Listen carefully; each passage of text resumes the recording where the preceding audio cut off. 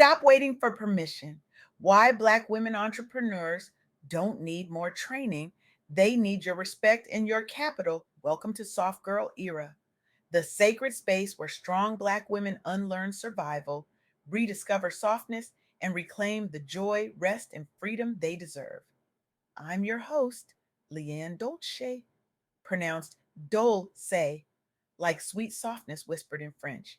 And I'm your guide from burnout to boundaries, from doing to being, from strong to soft, and loving every second of it. Today, I want to share something with you that stopped me in my tracks, something that challenged everything I thought I knew about entrepreneurship, ambition, and what it truly means to scale our dreams without sacrificing our softness. I had the profound opportunity to interview Venice Latham, and what they revealed shook me to my core. Venice Latham is making the world a better place by dismantling the myths that keep Black women entrepreneurs trapped in cycles of overgiving, under resourced hustle, and the exhausting performance of perfection. Their insights are a rallying cry for those of us who've been told we need more training, more polish, more proof, when what we actually need is respect, capital, and the audacity to demand both. So let me ask you something. When you think about Black women entrepreneurs, what comes to mind? Resilience, hustle, grit? Maybe you picture someone bootstrapping their way to success, pouring their personal savings into a dream, working three jobs while building a business from the ground up. And you'd be right. But here's what might surprise you. Here's what might make you uncomfortable. Black women lead the world in entrepreneurship rates, particularly in Africa. They are launching businesses at rates that outpace nearly every other demographic. And yet, and yet, their ventures capture only 2 to 3% of venture capital funding. 2, 2, 3%. Now, before you assume this is because Black women aren't ready, or their businesses aren't viable, or they need more training, let me stop you right there. The issue isn't readiness. The issue is that institutions, investors, and funding pipelines aren't prepared to provide capital, networks, and respect without attaching rescue narratives and endless capacity building workshops.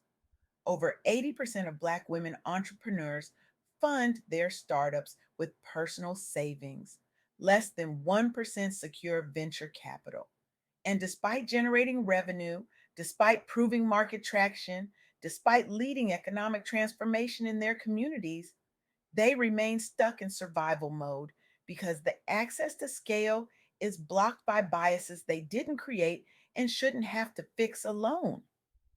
This is the truth Venice Latham shared with me, and it's a truth that should make us all uncomfortable. Because what it reveals is this: the problem isn't the entrepreneur, the problem is the system that demands Black women prove their worth over and over again, while their male counterparts pitch half baked ideas and walk away with millions. Let me tell you about a woman who refused to accept that narrative. Her name is Rebecca Inanchong. Rebecca is a pioneering Cameroonian tech entrepreneur who founded Apps Tech in 1999, right when Africa's digital economy was just beginning to take shape. She built that company into a leading IT solutions provider. But the road wasn't easy. In the early days, Rebecca faced investor biases so severe that she had to hide behind her brand just to be taken seriously. Think about that for a moment. A brilliant, capable, visionary woman had to make herself invisible just to get a foot in the door. She navigated a male dominated tech landscape where women received only 2 to 3% of venture capital. And she balanced the weight of community obligations while trying to grow a scalable business. But Rebecca didn't just survive, she didn't just endure. She built the Cameroon Angels Network and the African Business Angels Network, creating funding syndicates specifically for women led ventures. She advocated loudly for what she calls respect, not rescue, pushing investors to deploy direct capital Instead of offering yet another training program, she leveraged technology to bypass the biases that tried to keep her small. And today,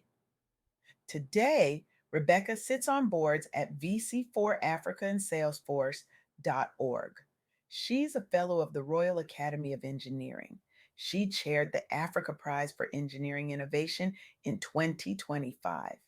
Her impact has advanced women led tech funding across an entire continent, challenging global venture capital disparities and inspiring policy shifts toward direct investment. Rebecca's story is a master class in reclaiming audacity. She didn't wait for permission. She didn't polish her pitch until it was perfect. She built networks, demanded respect, and created pathways for other women to follow. And that's the first key insight I want you to hold on to today. Reclaim audacity in your pitching and networking. Black women entrepreneurs often hesitate to pitch imperfect ideas because we've been conditioned to believe we need to be twice as good to get half as much. But our male peers, they pitch unpolished, half formed concepts and secure funding based on potential, not proof. So here's your permission slip. Practice bold, unpolished outreach to investors and networks. Send that deck. Make that call, pitch that idea, even if it's not perfect, because the barrier isn't your readiness.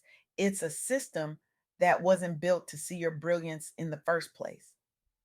Now, let's talk about what happens when you do generate revenue, but still can't scale. In Canada, Black women are launching businesses in competitive sectors like tech and services at rising rates. Over 80% of them rely on personal savings to get started. Less than 1% secure venture capital. Many of these women transition into entrepreneurship after facing high unemployment rates, economic pressures, and workplace discrimination. They used informal savings groups.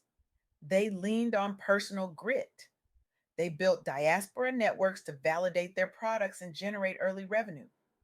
They demonstrated market traction. They proved their businesses could work. But without access to formal capital, they hit a ceiling. They couldn't scale, they couldn't hire, they couldn't expand. And so they remained in what I call the revenue trap, generating income but unable to transition into true growth. These women weren't failing.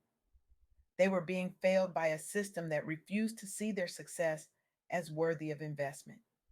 They were being told in 1,000 silent ways that their revenue wasn't enough, that their traction wasn't proof, that they needed to jump through one more hoop, attend one more workshop, prove themselves one more time.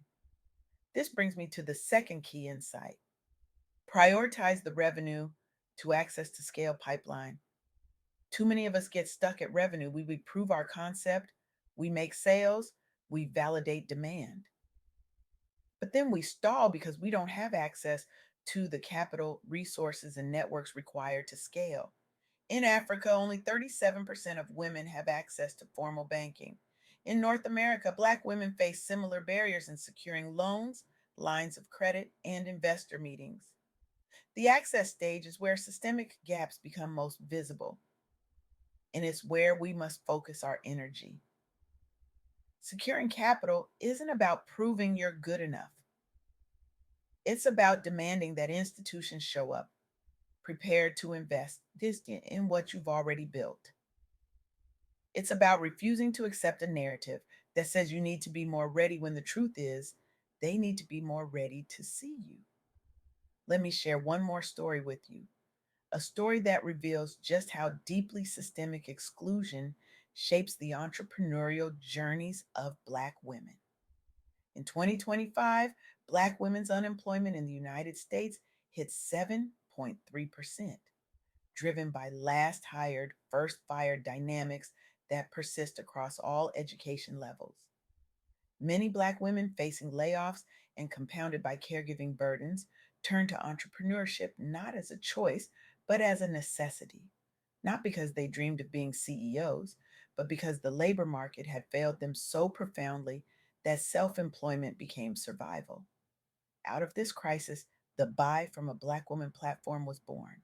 The founder witnessed entrepreneurs struggling to navigate layoffs and economic instability, so they created a network to connect buyers with Black women owned businesses. They built peer networks for visibility and sales. They emphasized the power of buying to generate revenue. They shared real insights from entrepreneurs navigating unemployment and systemic labor biases. And they help members stabilize income and transition into scalable businesses despite a system designed to keep them small. This platform didn't just provide a marketplace, it revealed the labor inequities that forced Black women into entrepreneurship as survival. And it empowered economic self reliance in the face of systemic exclusion. It influenced national discussions on inclusive recovery for Black professionals. And it proved that when we build networks rooted in respect and reciprocity, we create pathways to scale that institutions refuse to provide. Which brings me to the third and most critical insight: demand institutional respect over capacity building. Shift your energy from endless training programs to advocating for direct capital deployment and policy changes. Black women already drive economic transformation. We don't need another workshop on how to pitch. We don't need another seminar on financial literacy. We need investors to write checks. We need banks to approve loans. We need venture capitalists to stop asking us to prove ourselves into exhaustion and start recognizing that our revenue, our traction, and our leadership are proof enough. Venice Latham reminded me that this isn't just about individual success, it's about collective liberation. It's about refusing to accept a system that treats Black women entrepreneurs as charity cases instead of powerhouses. It's about rejecting the narrative that we need to be saved and instead demanding the respect, resources, and recognition we've already earned.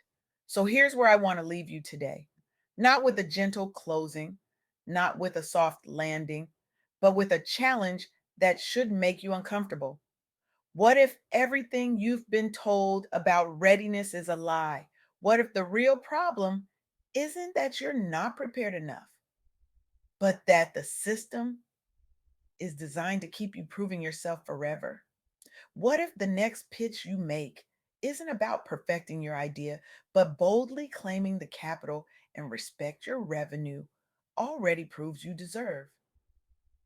What if you stopped waiting for permission and started demanding access? What if you sent that unpolished deck to 3 investors or networks this week, not because it's perfect, but because your audacity is the disruption they need to see?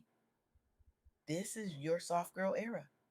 This is where you stop performing strength and start embodying power.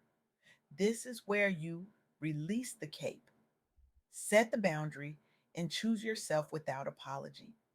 Because the world doesn't need you to shrink, it needs you to scale. And scaling starts the moment you decide that your worth isn't up for negotiation. I want you to do something radical this week. I want you to identify one pitch, one investor email, one network connection you've been holding back on because it didn't feel ready. And I want you to send it anyway. Not next month, not when you've polished it one more time, this week. Because every day you wait for permission is a day you reinforce the lie that you're not enough. Black women entrepreneurs don't need more training. They need your respect. They need your capital. They need your networks, and they need you to stop treating their brilliance like a risk and start recognizing it as the opportunity it's always been.